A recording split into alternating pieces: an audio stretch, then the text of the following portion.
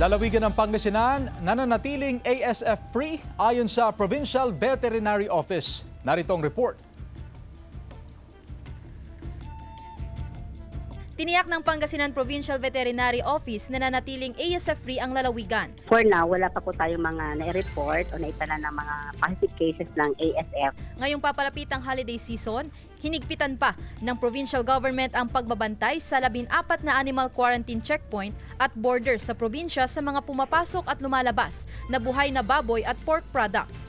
Tinitiyak din ng otoridad na kumpleto sa papeles ang mga ipinapasok na baboy sa probinsya. Yung ating Executive Order number 0052, Series of 2025, ito ay sinasaad dito, ma'am, sa Executive Order na ito, yung pag-impose po namin ng temporary total ban sa pagpasok ng mga live na baboy o mga product na galing sa infected zone.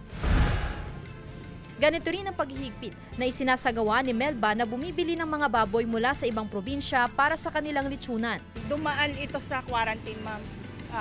Na-inspect ng mga quarantine na dadaanan nila.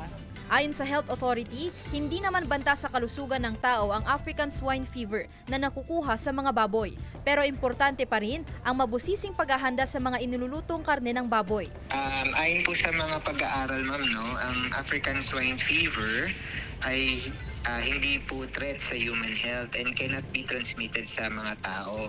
Sisiguraduhin na yung mga bibilhin po nating baboy ay dumaan po sa tamang proseso at malinis po ang pagkaka-prepare.